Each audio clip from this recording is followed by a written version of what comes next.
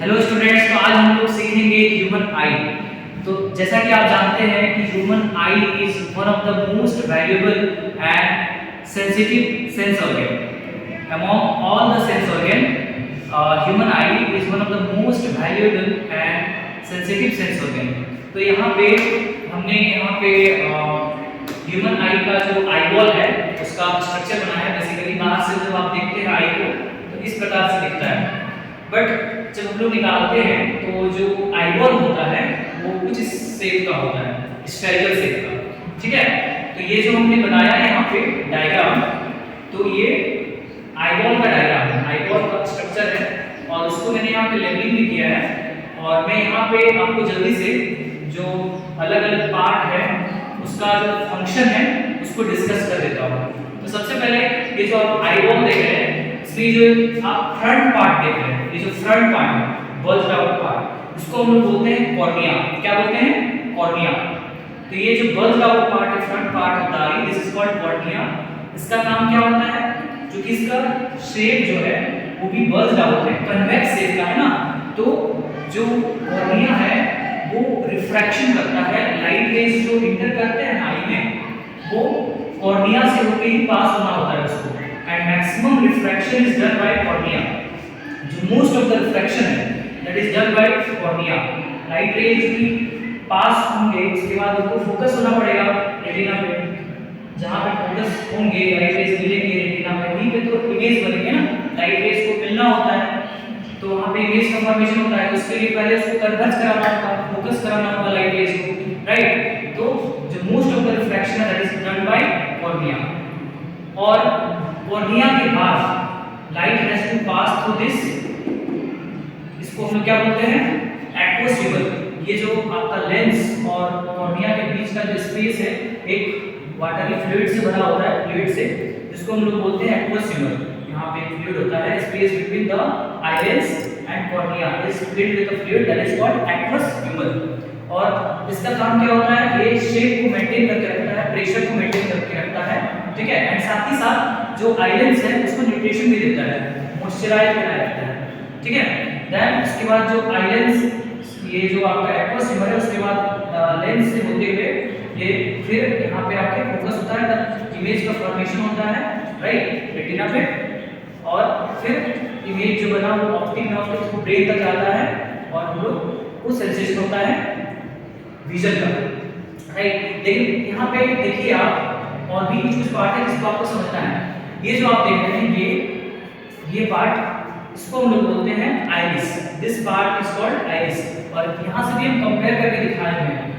ये जो आपका फ्रंट पार्ट है दैट इज कॉल्ड कॉर्निया पूरा, और ये जो आपका वाइट पार्ट रहता है इसको स्क्लेरा बोलते हैं। तो ये बाहर का जो सबसे बाहर आउटर लेयर देखते हैं आप, उसको स्क्लेरा बोलते हैं। क्या बोलते हैं? स्क्लेरा।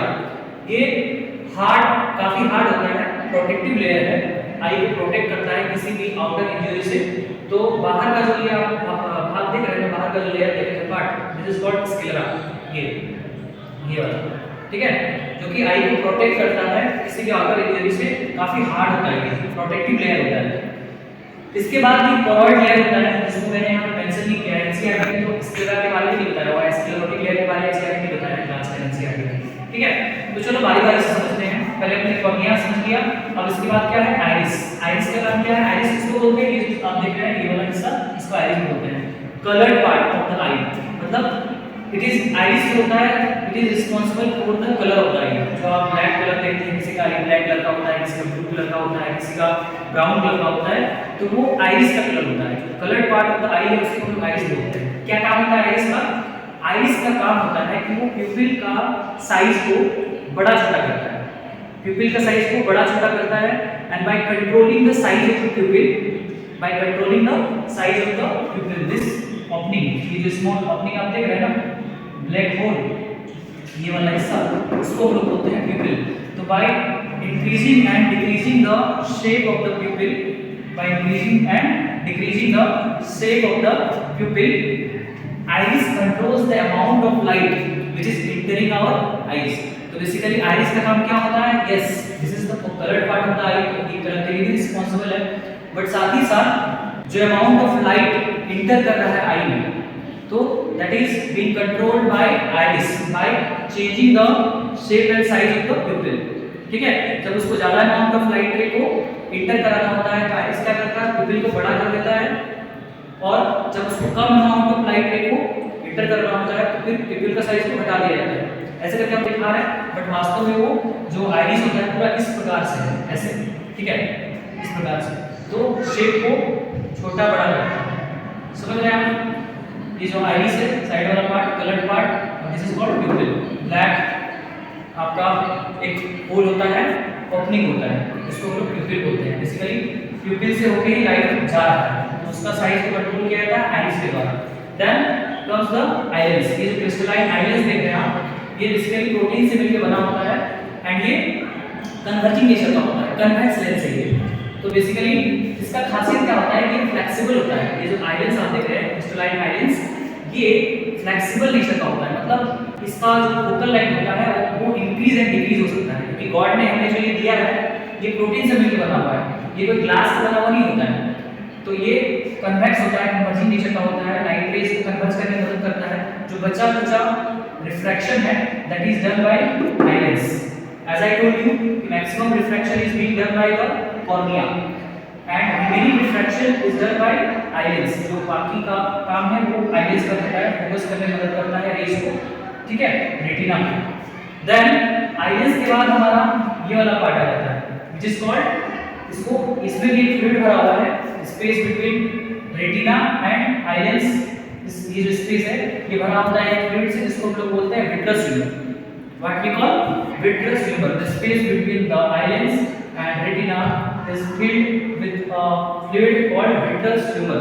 ये क्या करता है, ये भी शेप को बनाए रखता है और एक प्रेशर मेंटेन करता है, ठीक है, ये वाला रीजन और इस वाले रीजन के बीच में एक प्रेशर मेंटेन करता है विट्रस ह्यूमर। ओके, देन उसके बाद हम लोगों को क्या पढ़ना है, ये तो बताया मैंने एक्स्ट्रा, इसको रेक्टस मसल बोलते हैं। एनसीईआरटी में तो बताया भी नहीं हुआ ये डायग्राम में। एनसीईआरटी में यदि आप 10 क्लास का डायग्राम देखेंगे तो इसमें रेक्टस मसल का आपको नहीं मिलेगा जिक्र, ठीक है। उसके बाद आता है रेटिना। तो रेटिना क्या है, it is the screen of the eye. और ये जो रेटिना है ये बहुत सारे लाइट सेंसिटिव सेल्स से मिलकर बने होते हैं, बहुत सारे फोटो रिसेप्टर्स होते हैं, और ये जो रेटिना है ये स्क्रीन है, आई का स्क्रीन बोलते हैं, यहीं पे इमेज फॉर्मेशन होता है, और फिर वो इलेक्ट्रिकल सिग्नल के फॉर्म में फिर भेज दिया जाता है ऑप्टिक नर्व के द्वारा, कहाँ पे, ब्रेन तक भेज दिया जाता है। जो भी यहाँ पे इमेजेस फॉर्म होता है ना, उसको इलेक्ट्रिकल इंपल्सेस के फॉर्म में ऑप्टिक नर्व के द्वारा भेज दिया जाता है, कहाँ पे, ब्रेन में भेज दिया जाता है।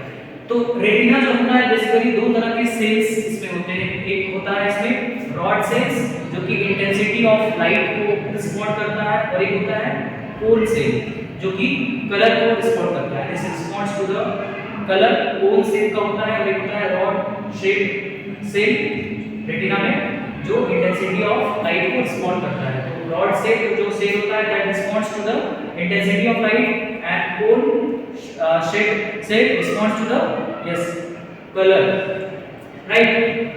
Then ये सब। अच्छा, यहाँ पे एक और चीज है, सिलियरी मसल। सिलियरी मसल क्या करता है, सिलियरी मसल जो होता है ये वाला कोरोइड का ही आगे का एक्सटेंशन होता है वास्तव में सिलियरी मसल।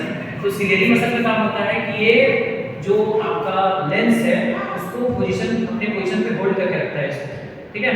और साथ ही साथ सिलियरी मसल का काम होता है, ये तो ऐसे पकड़ के तो रखा ही है, इसको पोजीशन पे होल्ड करके रखा है। साथ ही साथ सिलियरी मसल क्या करता है, ये जो आइलेंस है उसका फोकल लेंथ को बढ़ाता घटाता है, मतलब इसको, इसका शेप साइज को इंक्रीज एंड डिक्रीज भी कर सकता है।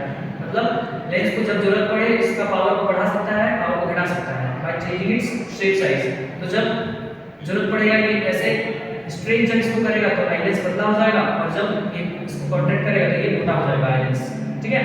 तो ऐसा कब किया जाता है, जब हम लोग को सामने की चीज को देखना होता है। तो सामने की चीज से कैसे रे आते हैं पता है आपको, जो सामने की वस्तुएं होती है, नियरबाय ऑब्जेक्ट्स, वहां से डाइवर्जिंग नेचर की रे आती है।